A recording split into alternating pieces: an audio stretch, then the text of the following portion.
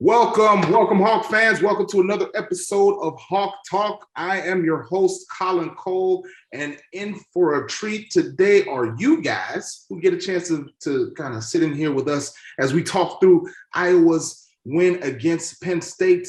Again, welcome to Hawk Talk, man. This is what this is about. And without further ado, let's jump right into it. First and foremost, I got to introduce my man, my I can't even call him a guest anymore. He's a host, my co-host. I gotta start giving him the title. I'm gonna give him some more respect. I don't give him much respect in person. I'm gonna give him some more respect as we do the show. It's my brother. I love him, man. I love him. We're gonna jump right into it. This man is my resident guest host. He's two-time All Big Ten, 3-year starter at offensive tackle, luxury real estate mogul in Chicago, Illinois, Mr. David Porter. David, say hello to the people, brother. Hello, my Hawk Nation. Always a pleasure to be here, man. Yes. And with that, we are going to keep with our theme of having current student athletes join us on the show. It's been an awesome treat to have these guys that have been able to dedicate their time. You know, student athletes, they have a ton of responsibilities on their plate. They don't have a ton of time to themselves. However, these two, counted two, we got two this week. These two student athletes have made time in their busy schedules to come chop it up a little bit with us here on Hawk Talk. So without further ado, let's jump into the first young man. He actually made a little bit of appearance on the show once before out of Lewisville, Texas, better known, I should say Marcus High School, down there close to Houston, I believe. And this young man has been nothing but stellar. Actually, the reigning defensive player of the week in the Big Ten, 6 foot, 185, out of, like I said, Lewisville, Texas, senior cornerback, Mr. Matt Hankins. Matt, please, thank you, sir, for joining the show, sir. Yo, what's good? How everybody doing? Good? Good. Doing amazing, man. Doing amazing. Thank you for joining us. And then we also have, like I said, we have two guest hosts jumping on with us today. This young man is out of East Haven, Connecticut. Really a young man who has, over the years, just shown his ability to make plays. He's been a reliable target for this Hawkeye offense year after year after year. Honestly, I gave him the title of being a senior because I'm like, man, it seems like he's been performing since 2015 for me. That's just how I feel. That's what it feels like. But the young man has been a beast on the field, just continuously making plays when the ball comes to him, whether it be on the fly sweeps, whether it be, or whether it be a 44-yard post route. And I don't know, it could be something like that. This young man coming out of Notre Dame High School, out of East Haven, Connecticut, has been a ball player for us, and we appreciate having him. Scored the winning touchdown for us the other night against Penn State. Niko Ragaini. Niko, thank you for joining the show, sir. Thank you. What's up, guys? Appreciate it. Happy to be here. Hey, man, absolutely. Happy to have you, man. Happy to have you. So, man, hey, we're not going to waste much time here. We're going to jump right into this thing. So, Penn State Nittany Lions, guys. Penn State Nittany Lions, the number 4 team in the nation, comes in to face off against the number 3 team in the nation in Iowa Hawkeyes in legendary Kinnick Stadium on Duke Slater Field. David, got to jump into it, man. We had this weekend, we got a chance to connect in Iowa City. It was tremendous. The environment was electric the entire weekend. Everybody knew what the matchup meant. Talk to us a little bit about what that felt like in the city as a fan, as an alumni coming back and feeling everything. Hey, we also had alumni weekend for guys that got a chance to come back as well. So talk to us what it felt like coming back to Iowa City and being a part of all the festivities leading up into the primetime matchup. You saw it as well as I did. The area, it was just electric. The crowd was into it. The fans were into it. Even leading up to it, it was this nervous excitement that when we got into the game, it was like a powder keg that just exploded. We were waiting for that one spark to just explode. And we saw that 12th man come in there and just really bring it home. Oh my God, yes, did they show up. And I don't know how many false starts we had, but we had, I believe it were 3. At one time, we had 3 in a row against Penn State false starts. So that kind of lets everybody know how loud that crowd really was at that game. We came out, and it is what it is. We started like we always started, slow, just slow. We were out there, and it was, I'm going to call us the Heart Attack Hawks. That's kind of where we are.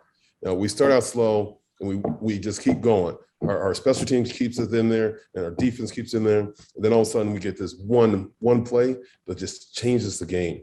Right? We got that one play. And it was on a blitz. It was amazing. It opened up, and got that hit on the quarterback, and he went down.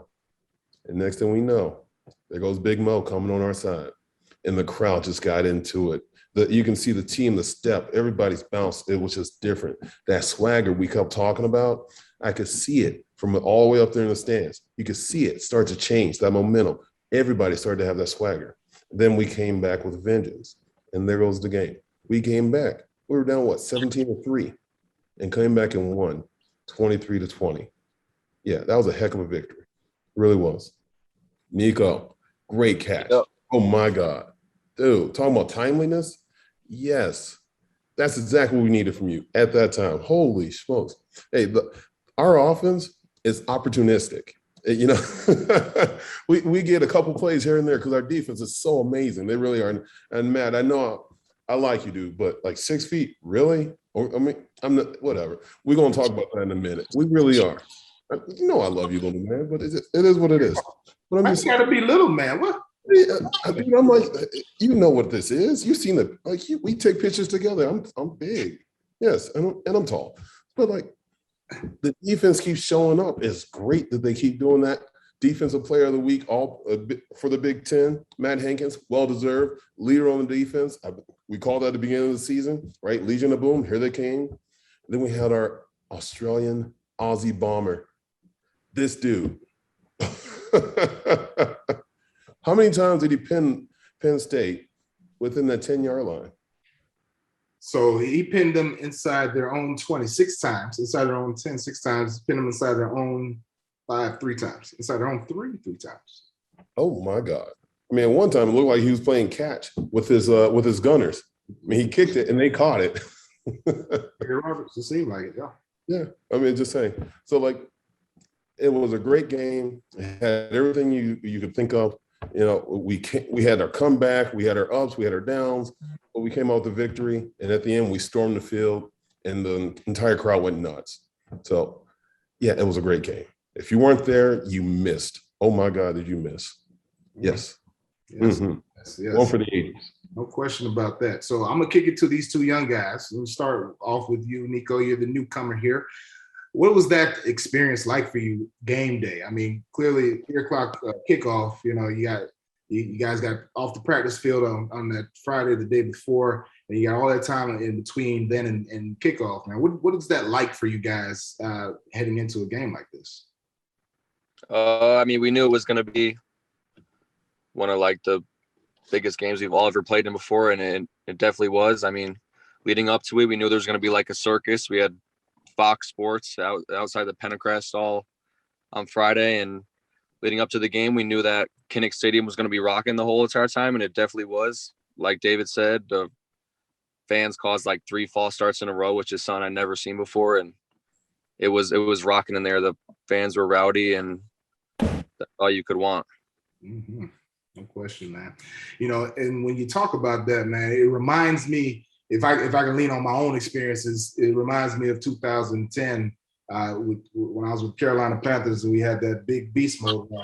And when things was people, I started calling when we started having those false starts. We started seeing those penalties happen on that offensive line for Penn State. Started calling our team, our fans, the 12th man, because that's what the Seattle Seahawks fans are called, is the 12th man, because of the factor that they bring into every game. You know, they have probably one of the longest streaks in terms of causing teams to have false starts, and that's directly an effect of being a part of that loudness. That's the overall, you know, just the energy, and as loud as they got the other nights is very similar to what I saw all those years in Seattle. So that 12 man was a definite factor. Man, Matt, you know, you got a chance to see Kinnick in some major games and majorly loud, man. Had you seen anything similar to what you saw last Saturday night? I cannot say I have. You know, just like Niko said, the 3 false starts and just the drives after that continuing false starts. I don't think I've ever seen something playing like that or watching on TV. So you could definitely tell that the crowd was a big factor. And this was the first time in my 5 years of being here, hearing the crowd being called the 12th man. So that should say something right there. Mm-hmm, mm-hmm. Well, I mean, they definitely deserve that. They deserve that glory because they definitely helped with that victory. They were louder than I could ever remember, and that environment was one of the most electric of any environments that I can think of being at Kinnick. And so, just like David said, if you weren't there, you missed out, man. The energy that was there was tremendous. So, with that, man, let's jump into the game a little bit. So we saw, like David said, it was a little bit of a slow start, like we've talked about throughout the season. It's one of the things that was striking to me is that regardless of how the offense was playing, the defense still continues to play with the same type of intensity. Now, it's not to say that the offense is not playing well. The play calling is at times questionable, in my opinion. However, it always seems to come and turn itself full circle. And what I saw from the offense, David, was, he talked about the slow start. However, they picked it up and were able to pick up some key first downs and keep the ball rolling early on in the game. Yeah, them being able to sustain drives, give our defense some time to recuperate and rest to come back out and do what they do. That's what we need. We don't always need our offense to score, but we do need to sustain drives, right? Our defense is clearly the strength of our team right now, right? We've been talking about the continuity that they have right now on every level. It's just something we're not quite there yet on offense. Our offensive line, we're still young. We're still missing out on some pass off with twist games. We're still making some technique errors as the offensive line, especially. I hone in on the tackles. Opening up the gate, that's a big deal for me. Once we start to eliminate some of our own mistakes, we're going to start to see that. We're going to start to see that offense turn around and start to click, and those long drives will start to produce more touchdowns. We got a field goal. Great. We want to, once our defense pins them, or once our special team pins them and our defense gives us a 3 and out, we have a short field. We don't want to just drive to get a field goal. We want to drive and get a touchdown, but we're getting the drives. We're starting to get those field goals. We're starting to get that. And it's not like Penn State is any like a slack, some kind of slack of a team. They're number 4 in the country. At least they were until they played us. Not that I'm saying, but like, they're good. That's a good defense. That's a good team. They really are. And based on who we were playing in that kind of environment, I thought our guys performed pretty well, especially for being, I'm going to call it fairly new, and like being a starter role and being there day in and day out and having a limelight on them. They did a really good job. No question. It was, there were certain things that you and I were talking about during the game that we felt like there's areas of improvement. There's always areas of improvement, regardless of any season that you're coming through, right? There's always something to work on. This group is gelled. We talked about, being a young group, but they've gelled. It's been an ongoing process, right? Hey, we got Niko Ragaini here. Niko, man, talk to us a little bit about that. You've had a chance to work on this offensive side of the ball. Talk to us a little bit about how these young offensive linemen have come along and gelled a bit, and how that has, continued to help this offense move forward. Before I say that, we talk a lot about the running game, and the running game has had some good games, some games of career best for Tyler, and has some games where we've had some subpar performances. Talk to us a little bit about these young guys on the offensive line and how the offense is kind of moving forward and growing with these young guys. Yeah, so even before the season even started, Brian Ferentz, Coach Brian, would always talk about how we had a young team, a young offense for sure, and not using that as an excuse, but knowing that each week we can continue to grow and get better every single week as the line and the receivers and everyone else on the offense continues to get experience, and playing against teams like Penn State, like elite pass rushers and elite DBs. We're just going to continue to get better. And that's the good thing about our team is that we're young, we can continue to grow, and having such a great defense and great special teams, like putting us in position every single time we touch the ball to get the ball in the end zone, definitely helps us out. I mean, every time I said it in the interview on Saturday, every time the other quarterback throws the ball, I really feel like one of our guys is going to pick it off. Mm. And every time Torrey punts the ball, I feel like it's going to be inside the 5-yard line. And they keep setting us up, and soon we'll be able to click and have their backs like they always have ours. No doubt, man. No doubt. Hey, this is the number one sport in the world in terms of team effort. It always takes a team effort fully. Stats-wise, Spencer talked a bit about him. 17 for 31, 195 total yards, 2 touchdowns, one of which going to my man right here. The game-winning one going to my man right here. Had the 1 interception. It was a little bit hot and high. Right, it came in a little bit fast, a little bit heater coming up there, and the man had to throw his hand up. I saw it, but it looked like it was that. Listen, I played in Green Bay, and I saw Brett Favre throw the ball, and you don't want to get hit with one of those passes. It's one of those deals where you will dislocate something if Brett connects with whatever that is. But see, that did result in an interception. It was the one glaring issue, or I would say the one glaring fault in the early first quarter. It was set up a score for Penn State. However, it obviously didn't create the only. It didn't upset the team. Tyler Goodson, Eric Kelly Martin, they both together went over 100 yards. As a team, we went to 110 yards. The receiving core was led by my man here, Niko, with 4 receptions, 73 total yards, and that 44-yard bomb for the touchdown way to finish, followed up by our man Johnson. What am I saying here? As well as Lachey and Goodson. Man, you know what?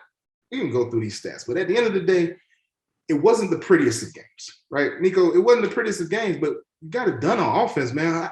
So we struggled early. And how did we turn it over? How did we turn it on? What was that thing that clicked on offense that caused things to turn over? I mean, just like pushing it back on all the work we put in the offseason and everything, like going back to all that stuff. And like I said before, just the defense continuing to put us in good situations to score. If we keep fighting, then we're going to score sometimes, and just being the most physical team out there. I mean, like you said before, Campbell knocked out their quarterback, which was a big turning point in the game. People are saying Penn State would have beat us if he played the game, but if we're the more physical team out there and we're hitting their guys and they can't play physically with us, then that's just going back on how we trained and just continuing to fight every single down and trying to get the big plays to win the game. No doubt. So you mentioned, obviously, defensively, but a big factor, key factor, is special teams. And Caleb Shudak hits 2 huge field goals into a driving wind, a wind that is swirling. He has 2 huge field goals to help out in the game.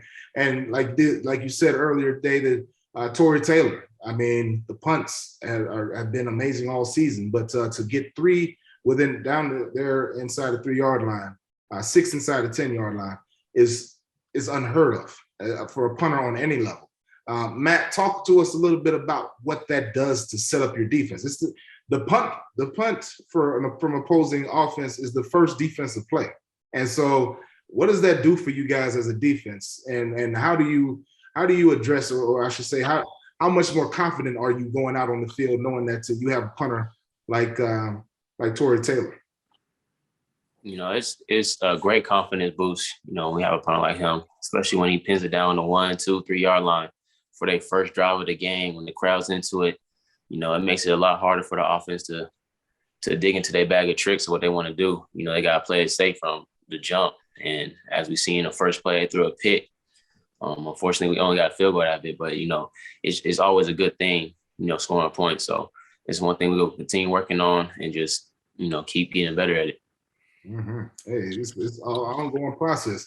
Hey, Niko, you get a chance to work against this guy as well as everybody else in what David and I have called the New Age Legion of Boom. Talk to us a little bit about what working against Matt and Riley and those guys in the secondary, how that has helped you guys, because we always talk about iron sharpening iron. Talk to us a little bit about how those guys working against you guys have helped you all in practice. I mean, it definitely helps us a lot. I mean, going against like the best defense we're going to play all year makes us better every single day. I mean, I can line up anywhere outside or inside, and I'm playing someone who's going to be playing football for a long time, whether it be Hankins or Riley or Dane Belton or Kerner.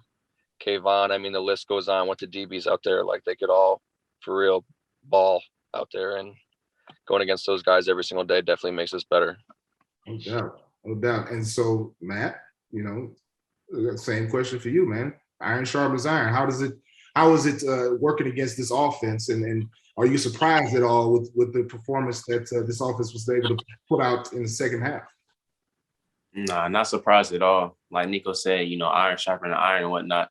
But, you know, going through fall camp, spring ball and all that, it's always good competition. You know, it gets a little chippy here and there, jawing back and forth. But like I said, that's just competition. And with that, it builds each person's skill set, you know. And I think that's just what we're doing here in practice, you know, just continue to build each other up and, you know, just having fun while doing it.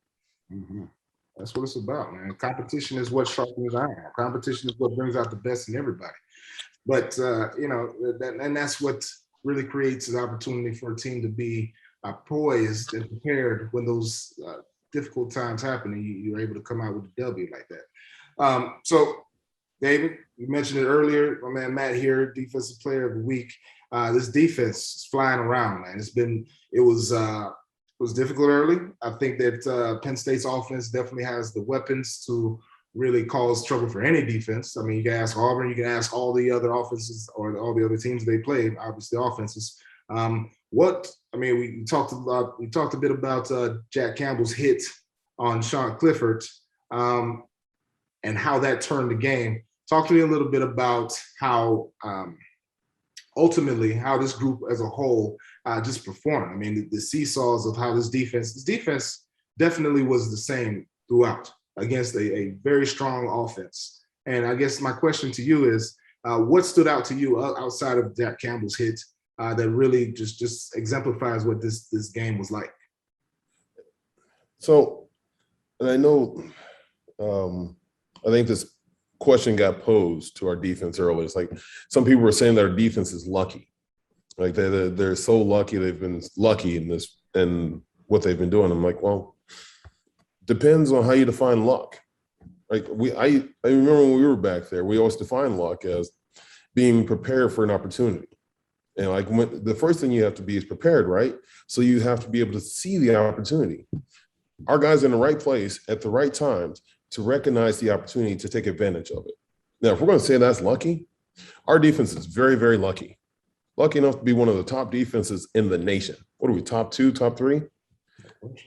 Right. We're pretty lucky. We have a very lucky defense. They are very opportunistic. We have Matt Hankins, you have what, three interceptions this year? I mean, our defense has, I don't know how many. You got 3? 2? Yes, sir. 3. 3? Okay. I mean, we're looking at our defense that has, I don't know how many takeaways, and people keep saying it's lucky. I'm like, yes, we're very lucky. We recognize opportunities. We're in the right positions at the right time to take advantage of it because we've prepared for it. Our defense is very opportunistic, and they are very lucky. And I will take that, I'll take that tag every day. We're going to walk around with horseshoes in our pockets if that's what they want to call it. But the defense, they're physical, they're tough, they're technically sound, they're in their positions. And the one thing I noticed about our defense, they get back to neutral very quickly. If they have a play where, hey, something happens, you don't see them losing it. You don't beat 3 top 10 or 3 top 25 teams in a season, 2 of which are top 10 with a bad defense. With a defense that goes with the highs and lows and just rides with their emotion, whether it's high or low, depending on how they're performing. These guys are steady, they're rock solid, and they just stay the course. They go out there and they do their job.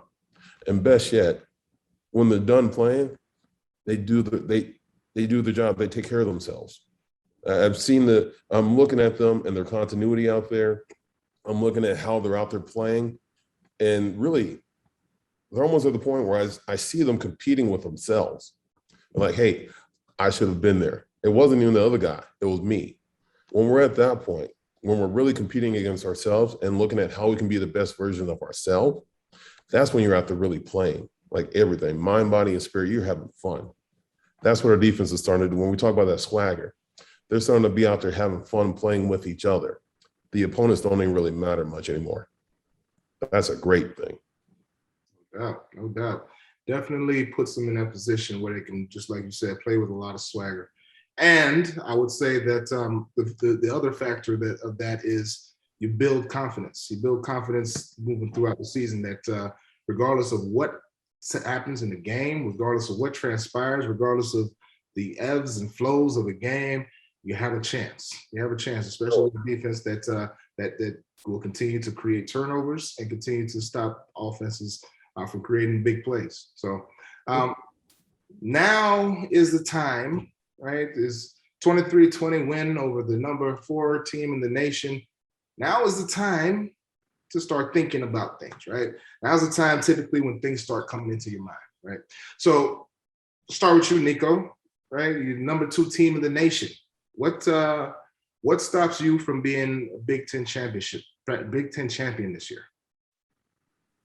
I mean, probably thinking about that too much and not focusing on what's happening this week. I mean, we talk about this all the time. People are going to start like being all over us now. Everybody wants tickets and wants to come to our games and all stuff like that, but that's not something we got to worry about. A couple weeks ago, nobody really cared about us, and if we don't take advantage of the opportunity like Alabama did 2 days ago, then we'll be kicked right out of the Big Ten championship conversation, just like anyone could be if they don't take advantage of the opportunity. So just staying locked in and focusing on these next 6 days, going foot as hard as we can on the gas, and then after this game, we'll be able to take a breath with the bye week and then right back to work after that too.